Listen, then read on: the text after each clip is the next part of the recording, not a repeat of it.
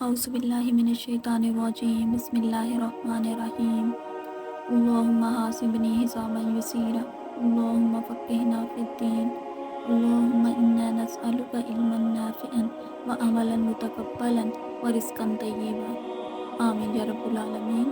अस्सलामु अलैकुम व रहमतुल्लाहि व बरकातुहू। अल्हम्दुलिल्लाह, अल्लाह पाक की तौफ़ीक़ से आज हम आयत नंबर 12 पढ़ेंगे। तो सबसे पहले देख लेते हैं इस आयत का तर्जुमा। अल्लाह ताला ने फरमाया, तू जो सजदा नहीं करता तो तुझको इससे कौन अमर माने है जबकि मैं तुझको हुक्म दे चुका। कहने लगा, मैं इससे बेहतर हूँ। आपने मुझको आग से पैदा किया है और इसको आपने खाक से पैदा किया। अल्लाहु अकबर। इस आयत में अल्लाह ताला शैतान से कहते हैं कि जब मैंने तुम्हें हुक्म दिया सजदा करने का तो तुमने क्यों सजदा नहीं किया, तुम्हें किस चीज़ ने रोका है सजदा करने से। तो देखिए, यहाँ से मुझे ये बात पता चली कि अगर कोई सारे हुक्म भी मानता हो ना और वो कहे कि मैं एक हुक्म ही तो नहीं मानता, तो तब भी वो नाफरमान है, उसकी पूछ हो सकती है। अब आप ये देखिए कि शैतान तो बड़ा इबादत गुज़ार था। वो शैतान तो भी नहीं बना था, उसका नाम तो अज़ाज़ील था, वो बहुत इबादत गुज़ार था। शैतान तो वो बाद में बना। तो अल्लाह ताला ने कहा कि ये भी मेरा हुक्म है ना, तो तुम सारे हुक्म तो मानते थे, तो अब तुम्हें क्या हुआ, अब तुमने क्यों मेरी बात नहीं मानी। तो देखिए, हम अपने लॉजिक्स अल्लाह ताला के सामने नहीं पेश कर सकते। जैसे कि बहुत सारे लोग कहते हैं कि हम क़यामत वाले दिन अल्लाह ताला को कह देंगे अस्तग़फिरुल्लाह कि हमें ये मसला था। नहीं, हम अल्लाह ताला के सामने अपनी कोई लॉजिक, अपनी अक्ल इस्तेमाल नहीं कर सकते। ठीक है, उसको शर्मिंदा होना चाहिए तो उसे अल्लाह ताला से माफ़ी मांगनी चाहिए थी। नहीं, उसको माफ़ी मांगने के बजाय अपनी लॉजिक्स पेश कर रहा है। तो वो अल्लाह ताला से कहता है कि मैंने इसलिए सजदा नहीं किया क्योंकि मैं बेहतर हूँ उससे।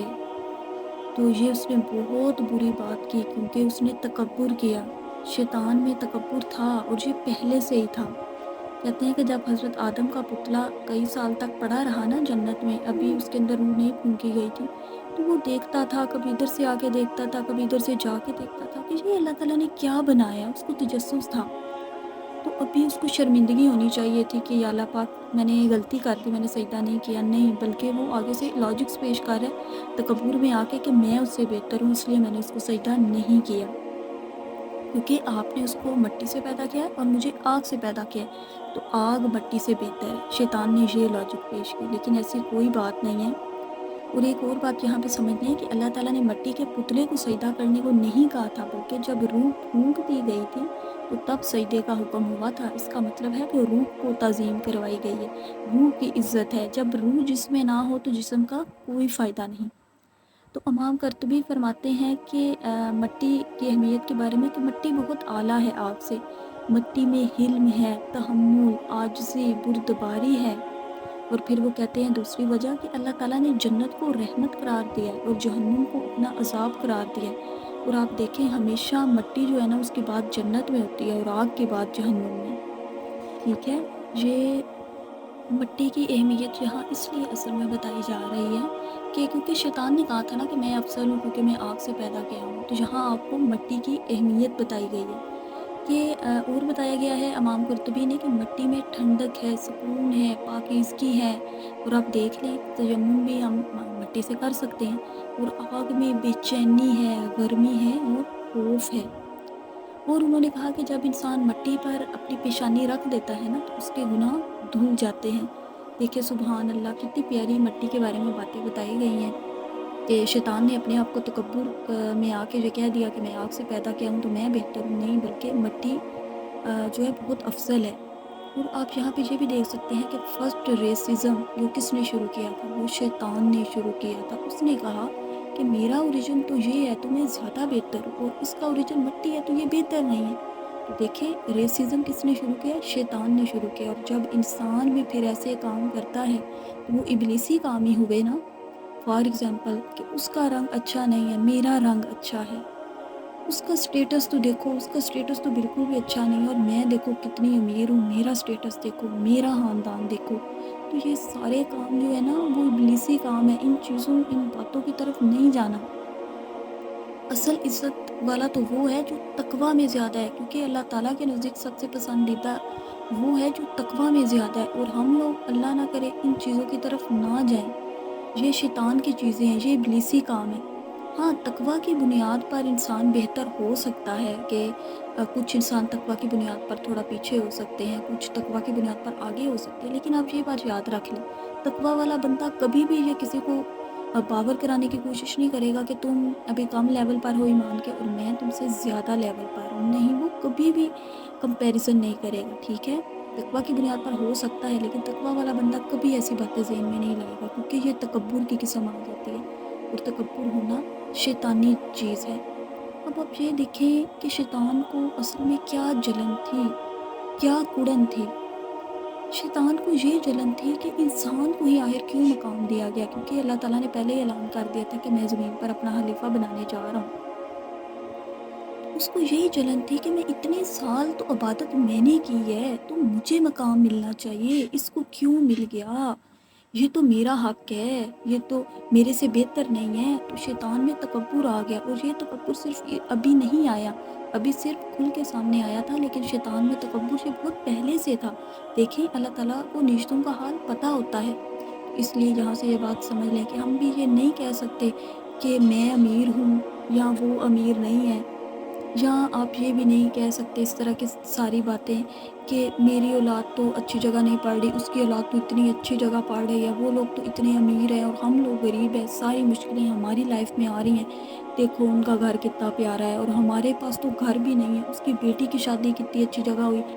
ये जो सारे ख़यालात हैं, ये सारे शैतानी ख़यालात हैं, वो इंसान के अंदर जेलसी, जलन, ये कुड़न पैदा करने की कोशिश करता है कि इंसान भी जले एक दूसरे से।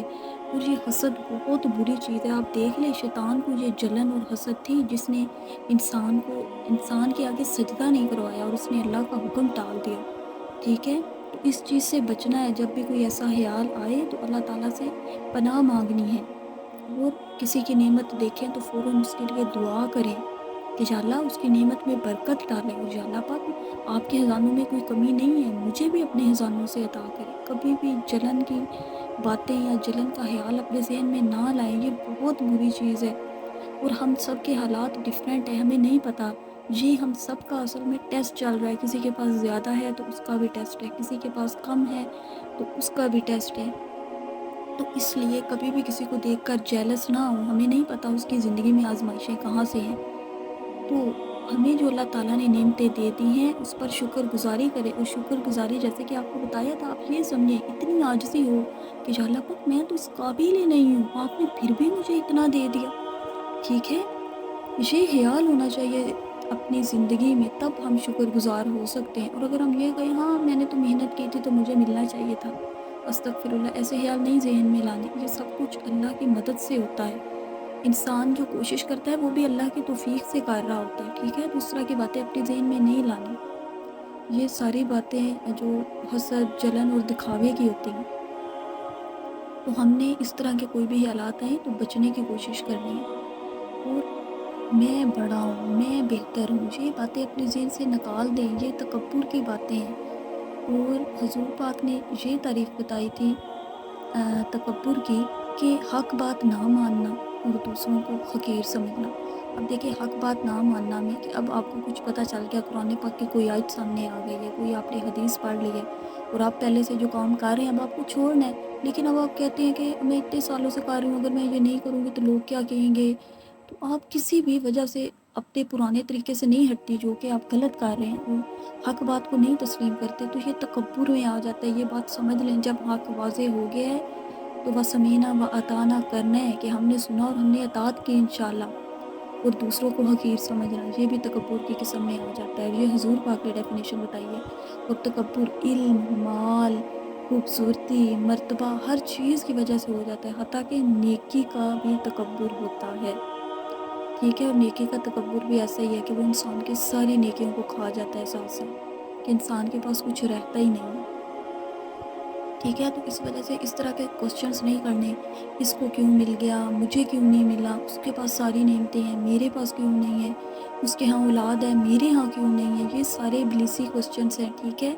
ये अल्लाह ताला ने इसीलिए ये स्टोरीज़ बताई हैं ताकि हम अपना किरदार देखें। क्या हम में भी अल्लाह ना करे तकब्बुर तो नहीं है कि मैं इससे बेहतर हूँ, या हम ये किसी को देखकर जलते तो नहीं है कि उसके पास क्यों है और मेरे पास क्यों नहीं है, ठीक है? तो इन सारी चीज़ों से बचना है और इसमें अपने किरदार को देखें کہ ہمارا کردار ابلیس جیسا ہے، اللہ نہ کرے، یا حضرت آدم جیسا ہے؟ اللہ تعالیٰ نے اس آیت میں کہا ہے کہ جب میں نے تم سے سجدہ کرنے کو کہا ہے تو تمہیں کس چیز نے روک دیا تھا سجدہ کرنے سے؟ تو وہ کہتا ہے کہ میں بہتر ہوں، کیونکہ میں آگ سے پیدا کیا گیا ہوں اور وہ پاک سے پیدا کیا ہے۔ اور جہاں تکبر، جلن اور حسد کی بات ہوئی ہے، وہ شیطان میں یہ ساری چیزیں پہلے سے تھی اور ابھی وہ کھل کر سامنے آئی، لیکن رشتوں کا حال تو اللہ تعالیٰ جانتا ہے۔ تو یہ تھی اس آیت کی کچھ تفسیر۔ اللہ تعالیٰ سے دعا ہے کہ ہم اپنی زندگیوں کو قرآن پاک کے مطابق گزار سکیں اور ابلیسی کاموں سے دور رہیں۔ سبحانک اللہم و بحمدک، نشہد ان لا الہ الا انت، نستغفرک و نتوب الیک۔ السلام علیکم ورحمۃ اللہ وبرکاتہ۔